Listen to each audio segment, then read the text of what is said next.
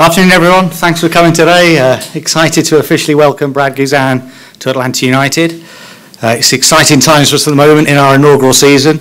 Obviously, the fans have been unbelievable, as you all know. It's been incredible to be leading the league in attendance, on track to set a record with over 46,000, which is just unbelievable as a first-year club. And then sort of on the field, we're really excited. Our team came back this morning, the under-16s. We've just won the national championship, so we're excited to welcome them back to the Children's Healthcare of Atlanta training ground. And on the field, to be in fourth place at the halfway stage is something to be really proud of as an expansion team. We've talked a lot about how it was going to take time as a new team gelling together. And we feel we're going to improve as the season goes on, as the years go on, as we become a club that has more and more of a foundation and a footing. And so today's moment is an example of that, where we're always looking to evolve the squad. And so for us to get a player like Brad Guzan, someone for us who ticks the sort of three boxes that we need. Firstly, his playing on the pitch. I mean, this is a guy who's played over 150 times in the Premier League. So he's played at a top level, over 50 times for his country. Secondly, it's the leadership qualities that Brad brings to us. So the fact that he's captained his country, just like Carlos Bocanegra, our technical director. He's also played in MLS, similar to Carlos, started his career in MLS, played abroad and is coming back. And for us, that's really important because we've spoken about this. We've got a young core of a team that's our young sort of South American players, but we need that MLS experience. We need that know-how and savvy in the locker room that can give that sort of composure when it's needed, who's been there, seen there, done it. And the final thing for Brad, and I'll let Carlos talk a little bit more because he obviously knows Brad a lot better than I do, but his character was really important to us.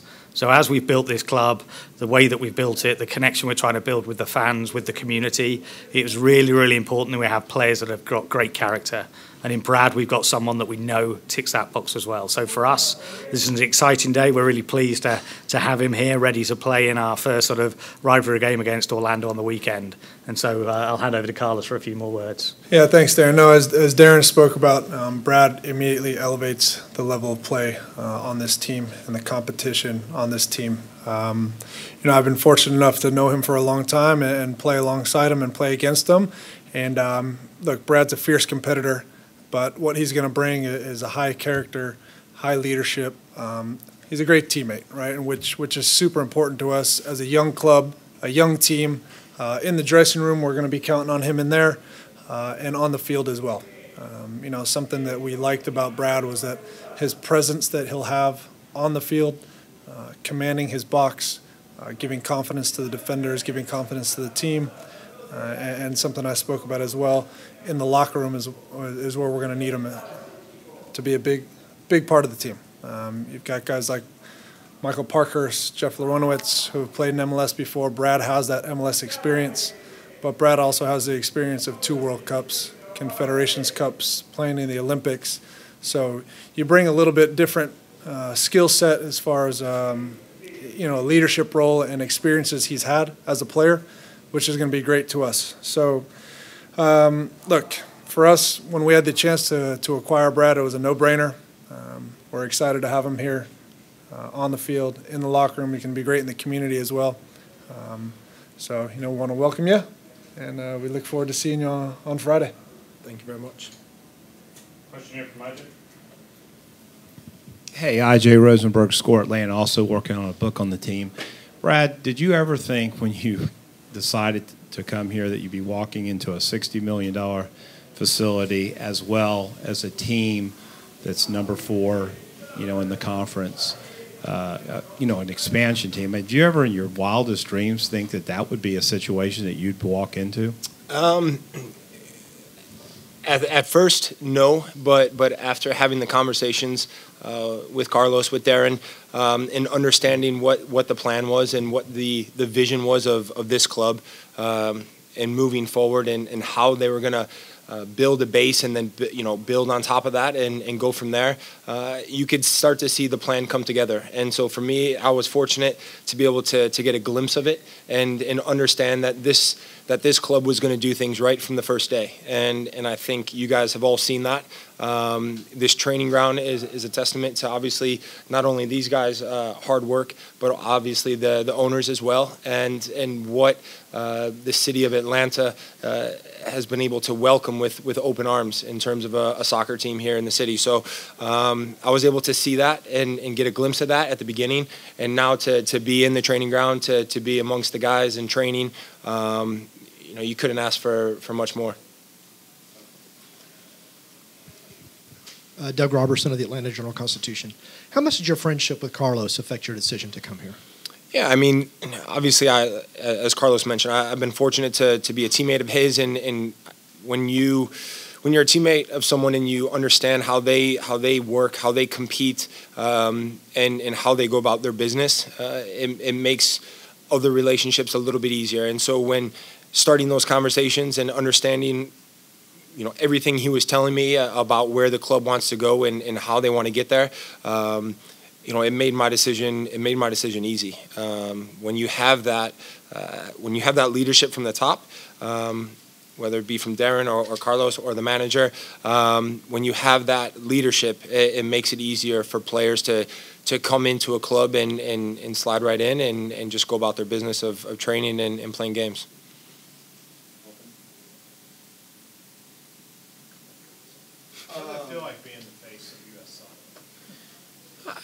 I wouldn't say I'm the face of U.S. soccer. I mean, I've been very lucky to be a part of the national team for the amount of time that I have been. You never take that for granted when you get to represent your country. So to have those opportunities to play in the games that I have, like I said, that's one of the highlights of my career so far. To be able to represent your country, play in big games, and be a part of something special. That's what we're trying to do here, and so hopefully I can bring that experience from the national team and apply it to this team, and hopefully just help what's already been started from the first half of the season. What are the easy things and what are the difficult things about joining a team in the middle of a season? I think the easy things are the fact that we've got good players here. We've got good players, we've got good coaching staff, and that makes sliding into a new team easy. At the same time, when you join a team mid-season, you have to be up to speed because these guys have been together for X amount of months now, training together day in and day out, understanding each other's strengths and weaknesses, and it's my job to try and get up to par as quickly as possible and understand the guys around me and how they like to play, and at the same time, obviously, try and bring my experience and my quality to the team as well.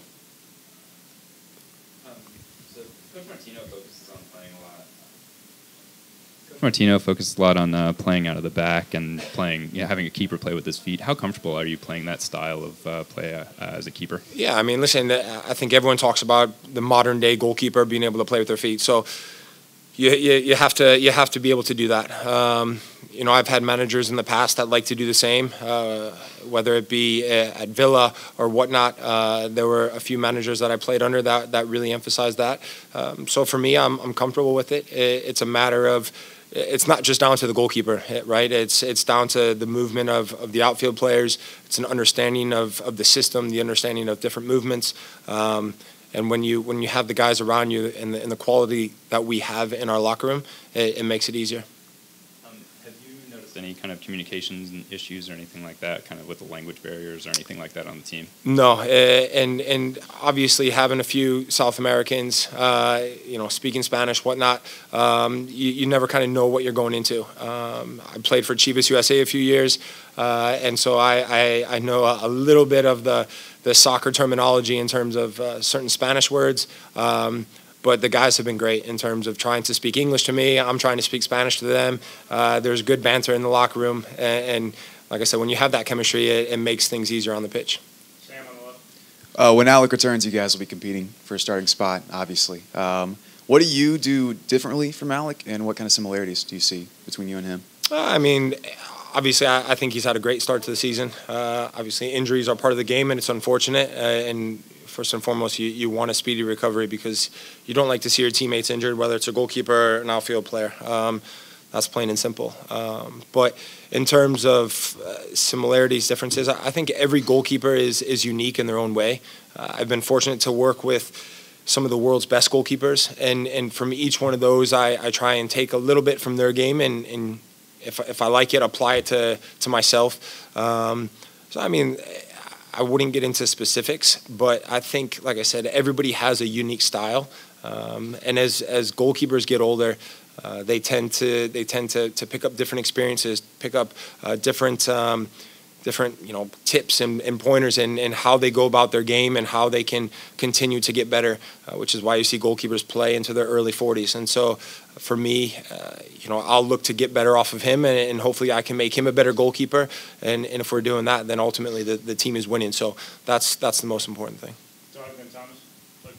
Yeah, who are your role models as goalkeepers? Who did you try to base your game off of? When I grew up, as you guys know, soccer in this country wasn't huge. You couldn't get too many games on TV. I'd rush home from school, being from Chicago. I'd rush home with the time difference and try and catch the end of Champions League games. And at the time, Bayern Munich was obviously a big club and a big team, and they still are. But watching someone like Oliver Kahn was a goalkeeper that I really enjoyed watching. So you try to make your presence felt in the goal. You try to put the pressure on strikers and basically say, try and beat me. And hopefully more times than not, you're able to come up with a save. Have you had a chance to tour Atlanta? How well do you know the city, and how does it compare and contrast to Middlesbrough? I'm telling it. I know, right? No, honestly, and I'm not just saying this. I don't have a big experience of being here in Atlanta, and so I've been here probably in total 2 weeks or so, maybe 2.5 weeks. My family and I have really fallen in love with it. We enjoy going out for dinners. We've heard great recommendations in terms of parks and things. We've got 2 little kids. There's tons of things to do, whether it be the aquarium. My wife and kids, they went to take a tour of, I think it was Coca-Cola the other day. So they're getting out and seeing the city. And like I said, it's been great. And how it compares to Middlesbrough, I don't think it does. I would definitely take Atlanta over that, over Middlesbrough. But in saying that, I enjoyed my time there. So I think you're comparing apples and oranges at that point. But no, it's a great city. I'm looking forward to continue to learn more about it and interacting with the community and just kind of diving in feet first. Marcel on the right here. Marcel Pucci, Sports Inquirer. Physically, how are you holding up? You've had the USA commitment, been traveling internationally, different time zones. And you're going to be playing this week in Orlando. Just how are you holding up physically, and are you making sure, has the coaches kind of held back as far as conditioning, or are you able to go to full 90, anything like that? Yeah, no, I feel good. This past year, in terms of being in Middlesbrough and not playing as many games as I would have liked, whether that helps or not, I don't know, in terms of like fitness and how my body feels, but my body feels good. Like I said before, I've been fortunate to be with the U.S. team for the past couple of weeks, whether it be qualifiers or obviously the start of the Gold Cup. So I'm excited to be here. I think at this point, adrenaline takes over, but at the same time, you have to be smart. You manage your body. I'm 32, so I have a good understanding of how my body works and what it needs, and what days I need to push myself more, and what days, as we get closer to games, maybe you tone it back a little bit. But the coaching staff's been great, the medical staff's been really good, and so yeah, I feel great. I'll chip in real quick. One thing that having the inside knowledge about Brad is he takes care of himself very well after training, off the field and things like that. So at some point he might want to share his full recovery routine with you and his weekly schedule of how he takes care of himself, which is pretty in-depth. And I'll let him talk about that at a later date. But it was something that as he's 32 and getting up there, he still looks after himself very well, and we knew that about him. Justin. Going back to Alec real quick, have you interacted with him at all, and what's that relationship going to be like in the middle of what will be a competition when he comes back? Yeah, I mean, I've gotten to sit down and speak with him. There's a thing about goalkeepers. They call it the goalkeepers union and whatnot, and we all understand that only one of us can play, and so it's not so much a hatred or you're mad at the other goalkeeper if someone else is playing, and I've been where I've been a number one, I've been a number two, and so on. And so you push each other in training. We're together every day for 30, 45 minutes, depending on what the session is. So we're 3 or 4 of us, we're training by ourselves, having good banter, laughing a joke, but at the same time working really hard. And so, yeah, he's been great. And like I said, you just want your teammates to have a speedy recovery and get back to full fitness. Back to Doug here in front. Have you attended a home game yet or watched one on TV, and how does it compare to the atmosphere in England? I have. I've watched numerous games on TV, going back to obviously the beginning of the season, and then I was fortunate to be in attendance for the game versus Colorado, and so I was able to witness it firsthand and see the passion and the live atmosphere was great. It was unbelievable, like I mentioned, and so to compare that to England. 45, 50,000 at games. You don't get that at some games in England, and so now to have that here in MLS, this stadium, this fan base, this club is setting a new bar for MLS. This is what new teams in the league are going to have to compare themselves to. This is what old teams in MLS are going to have to compare themselves to. So to be a part of this, it's truly something special. Darren, can you go back to your days in England? Just talk a little bit of how Brad compares with some of the goaltenders, some of the better goaltenders that you watch play. Yeah, I mean, look, American goaltenders. See, I'm using the vernacular already here. You know, are well renowned in England. There's been a sort of group of them, and just to piggyback on the point earlier about Brad keeping himself fit. With my experience at Spurs, you know, goalkeepers called Brad from America. We feel we've got at least another 15 years out of him in terms of his career. But no, I mean, look, you know, Brad's someone that obviously I knew from my time in England, and Carlos mentioned it. When we had the opportunity to get somebody that could help Atlanta United on the field, but like I said, crucially off the field, and particularly in goalkeepers, because you know it's not just your raw ability, it's the confidence your teammates feel in you, the defence in particular, it's your leadership skills, those intangibles, that experience you get as a goalkeeper as you get to your 30s isn't measured necessarily in the stats, but it's measured in the comfort and the security the team feels around it. So those sort of intangibles are something that we're really excited about getting a player like Brad. And, you know, Brad is someone that's, to have his history and his experience, and I spoke about the parallels with Carlos earlier, I think it's quite uncanny that, you know, both starting in the league, going abroad and then coming back to sort of finish their careers. I think that's really going to help us both on and off the pitch. Had your season and Middlesbrough's season been trending more up, would you be here right now? Had you already decided you wanted to come back to MLS after you joined Middlesbrough? How did that work? Yeah, I mean, I knew at some point I've always wanted to come back to the league. Being over in England for 9 years and watching the league grow, you know, and especially at the beginning of the season when, you know, Sky Sports are doing documentaries about the club and you're seeing the growth of Atlanta United literally just start from the ground and continue to rise. And you know, so when the conversation started and the opportunity came about, it was something that I was really excited about. I was really looking forward to it. I knew obviously at some point I'd have to make a decision. I still had a year left of my contract there, and I think regardless of 1 year, 3 years, 4 years, whatever I had left, this was something I wanted to be a part of. I wanted to be a part of this club and be a part of this project in terms of being an expansion team and really leaving a footprint on the league. Anything else for Brad? Coming from a club like Middlesbrough, who's fighting for relegation all year, to a team that's instantly in the thick of things as far as a playoff race goes, all that kind of thing, is that kind of rejuvenating to be in a different atmosphere like that? Yeah, I mean, when you're in a relegation battle, and I've been in a few over the last couple of years, it mentally it takes its toll, physically it takes its toll. But in saying that, when you are presented with a new challenge, whether it be MLS or another club in Europe or wherever, there's an excitement, there's adrenaline, there's all these little things that play into it that you know, you feel like a kid at school on the first day, and that's the feeling I have. And so to have that feeling here with the facilities we have, with the team we have, you know, it increases it that much more. It's my understanding you and Jonathan Spector are really good friends. I was curious about that you're going to be facing him on Friday.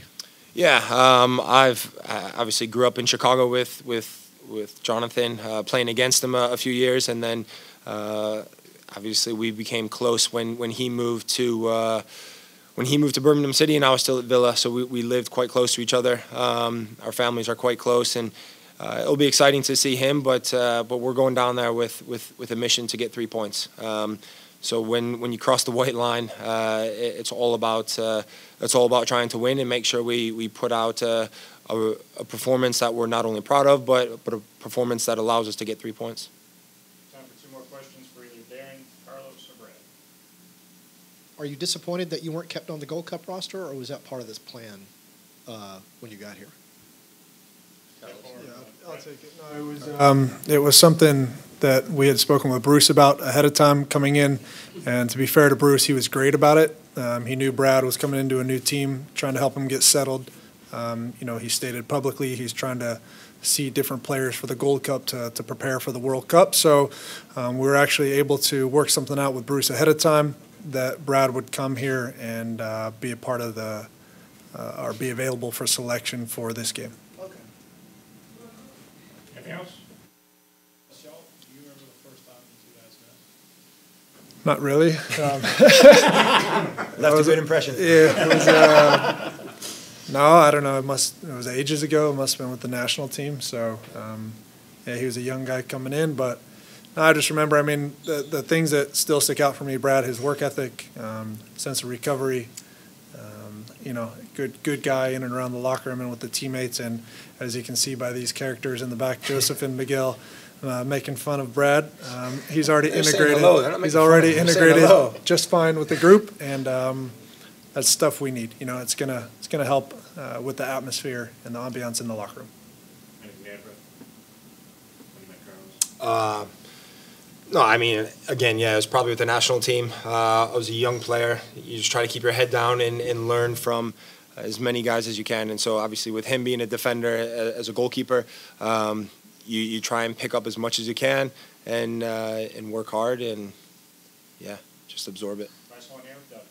One of the things I noticed when you came for training for a few days, a couple of weeks ago, and then Leandro Gonzalez-Perez and Assad said today, Perez's quote was, "You are a talking machine." I'm curious where that came from. Was that something that was coached into you, or have you always just been a guy that's just going to talk? No, yeah. I mean, hopefully you said it in a good way. No, but listen, as a goalkeeper, you try to have the guys in front of you organized as much as possible, and if you could do that by communicating, whether it be with your voice, whether it be just kind of leading them in certain directions, whether sliding left, sliding right, whatever it may be, because at times they may be focused just on the ball and may not see a runner, a striker. And if you can limit a through ball, if you can limit a pass or a run or whatever, as a goalkeeper, you've almost done your job before you've had to face a shot and make a save. And for me, if I'm able to do that and talk to these guys and cut out problems before it leads to a shot, then job done. That makes it easier on all of us. Thanks, everyone.